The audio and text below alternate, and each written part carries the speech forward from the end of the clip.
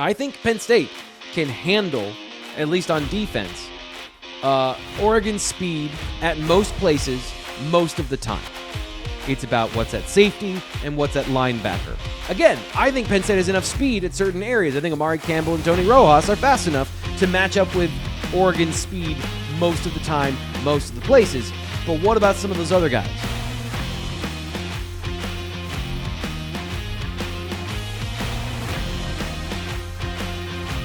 Whiteout week is here.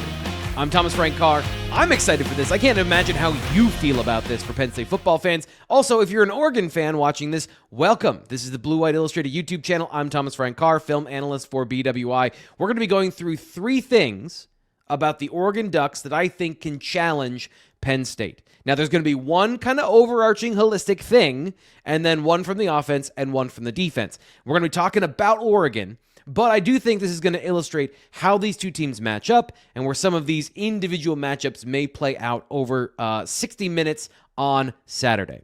As always, if you're watching this video and you're enjoying it, like the video, subscribe, and hype it up. There's a new hype feature that you can go in and you can click the hype button. Hype this video up if you're a Penn State football fan or if you're a fan of Blue White Illustrated. Always help us out with the almighty algorithm to let everybody know, because it's a moving target. Hey, this is still good stuff, and we still like watching stuff from Blue White Illustrated. Okay, here are the three things that I think from Oregon are the most challenging for Penn State. Number 3. It does not matter where we look on the football field. This is a foundational thing, and we're actually going to talk about how these elements interact with our other 2 points later. But the foundational thing about Oregon is their speed. Receiver, corner, yeah, sure, but also offensive linemen are athletic, tight ends are athletic, linebackers are athletic. Everybody on this team, or almost everybody, I should say, almost everybody can run. And that is, I think, core to what this team is, where they don't do a lot of complicated things. On defense, they play some man coverage, they play some quarters, they do some very fundamental sound things. They just do it faster and bigger than most people because of their recruiting pedigree. This roster is littered with high 4-star, 5-star players. We're all aware of what Oregon has been doing in recruiting over the last couple of years, what they've been doing in the transfer portal, trying to reload at key positions. But this hasn't changed, by the way, since the last time these two teams played. It's just changing the names on the back of the jersey for Oregon. Everybody can run. I think everybody knows Dante Moore, the freshman receiver. We talked about Sadiq. Their corners are fast. Their safeties are fast. More on that in just 1 second, but this is the bedrock of what they do. Offensively, similar idea. They do almost a lot of like what Penn State does on offense, where I earlier this week called it a bedazzled version of Andy Kotelnicki's offense, where they run the ball, they want to be physical, they want to control the line of scrimmage and in the trenches. But it's a lot of simple stuff, a lot of zone, a lot of counter, and then window dressing on top of that. But they even, I think, took it to a second degree of, I have seen on film, a tight end taking an option from under center and running it, and then a 2-quarterback play where Dante Moore's backup comes onto the field, takes a snap, and then runs the ball on an option play. It's almost like they photocopied some parts of Andy Kotelnicki's scheme from last year, which, by the way, lots of people have done. Lots of people like putting that tight end in the backfield for some of those short yardage plays, some of those trying to get your biggest, best athlete the ball immediately. Kind of a high school version of the idea in college, right? Where the quarterback is always the best athlete in certain situations, so you want that guy to have the ball in his hands on every play. There's a little bit of that going through college football in some of these option situations to also take some of the hits off your quarterbacks. But here, I digress to the point. Speed. Speed everywhere. And here's the thing. I think Penn State can handle, at least on defense, Oregon's speed at most places, most of the time. I think their corners and the scheme are going to take away some of those deep opportunities. Now, in the first matchup last year, Jim Knowles' defense didn't handle some of those deep plays, but that might have been individual player specific, more so than the scheme. Penn State's corners haven't been tested yet. Everyone agrees on that. But these are some good athletes. Davian Collins, 4.39 speed. A.J. Harris, potential first-round pick. We'll find out more in this game whether that's true or not, but these are the guys that the defense is built around. Elliott Washington at corner, Zion Tracy. I think the scheme and the players at corner are going to help. But it's not about those guys. It's about what's at safety and what's at linebacker. Again, I think Penn State has enough speed at certain areas. I think Amari Campbell and Tony Rojas are fast enough to match up with Oregon's speed most of the time, most of the places. But what about some of those other guys? What about some of the safeties? What about some of the linebackers they're going to play? At all times, is Penn State going to be able, or are there going to be some situations where Oregon gets a matchup that they like, that they can stress Penn State's defense, whether it's man or zone, and exploit a disparity in athleticism? And I think that's the number one thing in this game for Oregon, more so than the run game, more so than the deep passing, is the kind of where are they going to find those cracks? Can they take some of their big playmakers and use them to set up other guys? Just that's my initial thought of how this is going to play out for the Nittany Lions. And then on offense, Penn State has less speed on offense. There's no way around it. Like, there's no way around the fact that we've talked about Penn State's receivers until some of us have passed out from frustration that the conversation has come all the way back around to the starting point. But Penn State's receivers lack elite speed. There are a lot of good things. They lack elite speed. Penn State's running backs, they have elite speed. Do they have other gears in them this year? And then, of course, Penn State's tight ends. That's a great opportunity for Penn State to make some plays. But that gets into number 2. Number 2. Now, I think the strength of the Oregon defense, we'll find out about the rest of it, because there could absolutely be some areas where they are proven to be as good as they seem so far, or be exposed. But I firmly believe, watching these players, up the middle, the strength of this defense is up the middle. And I'm not talking about the defensive tackles. I'm talking about the linebackers and safeties, especially Bryce Betcher and Dylan Thieneman and the Aaron Flowers at safety. So those 3 players in the middle of that defense, I think they're very talented. Betcher's a former corner. A former safety, and a guy who is I don't want to say he's a Tyler Warren type, but he's a two-way athlete that's played both baseball and football in college, and that's just really impressive when you can do something like that. So he's shown up all over the film in the first 4 games of the season for Oregon.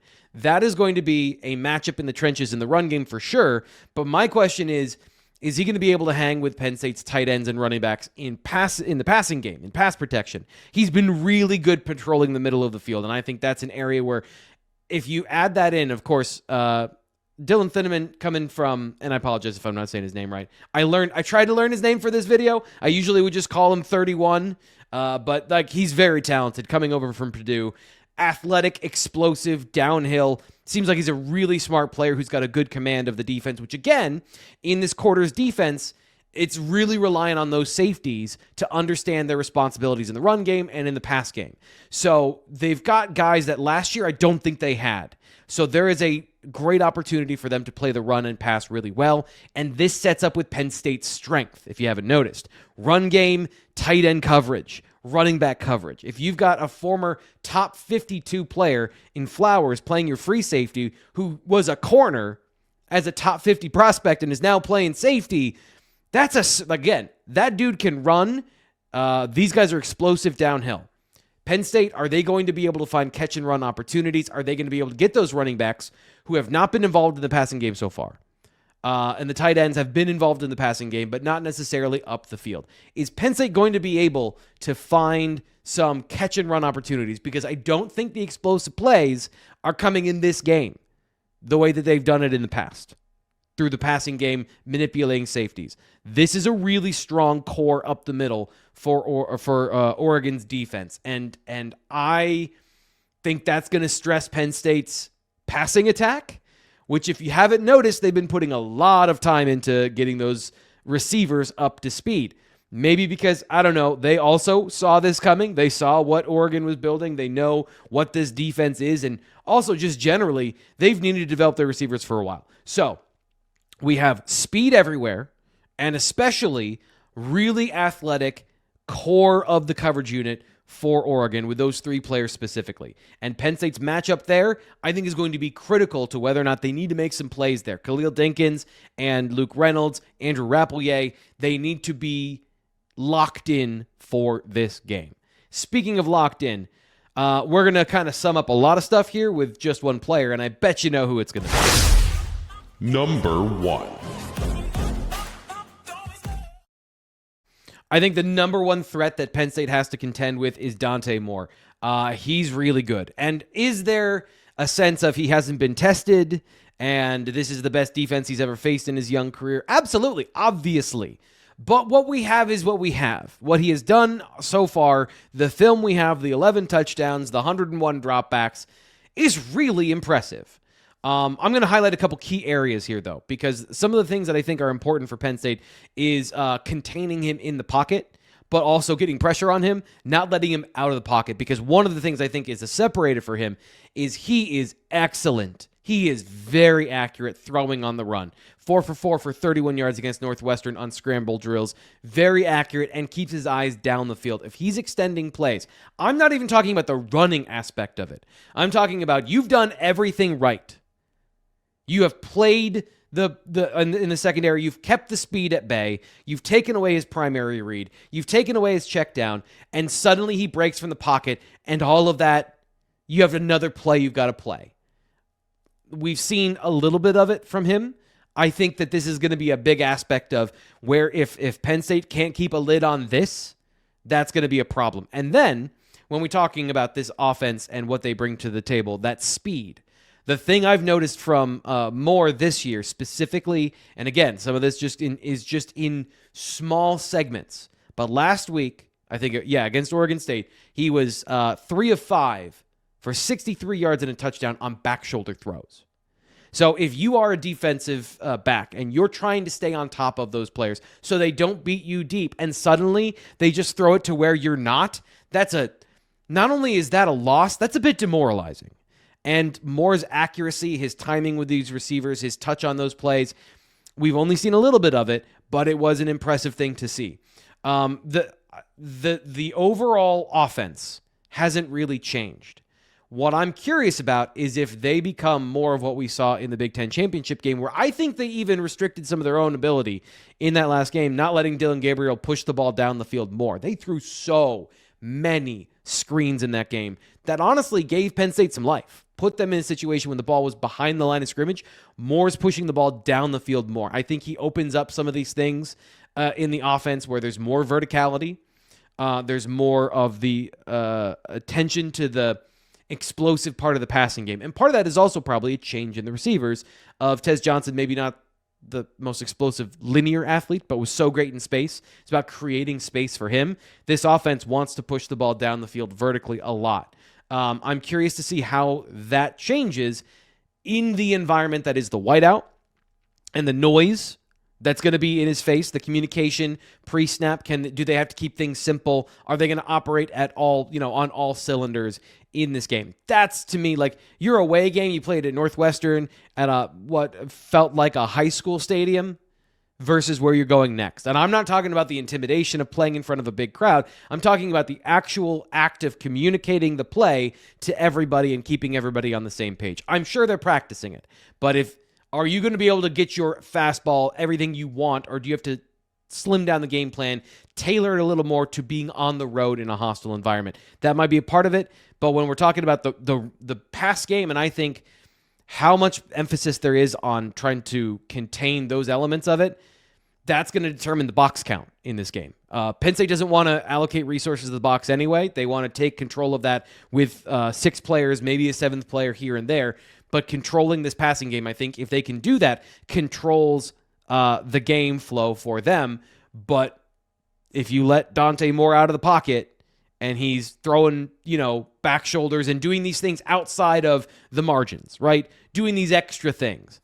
That's where I think some of the things that Penn State can't defend, or maybe they will struggle to defend, getting those speed players on a second play against maybe some less athletic players in the middle of the defense. I think that's the number one thing Penn State's got to avoid. So pressure on Dante Moore without allowing escape lanes, right? It's going to be a big factor in this game for Penn State. That defensive line, I think, is going to be huge. Do they have an advantage there? Got to find out. We're going to talk about that more here on the Blue White Illustrated YouTube channel, of course, at bluewhiteillustrated.com. Right now, you can sign up for an awesome deal. Check us out at bluewhiteillustrated.com to sign up. And, of course, subscribe here to the Blue White Illustrated YouTube channel. We'll talk to you in just a bit.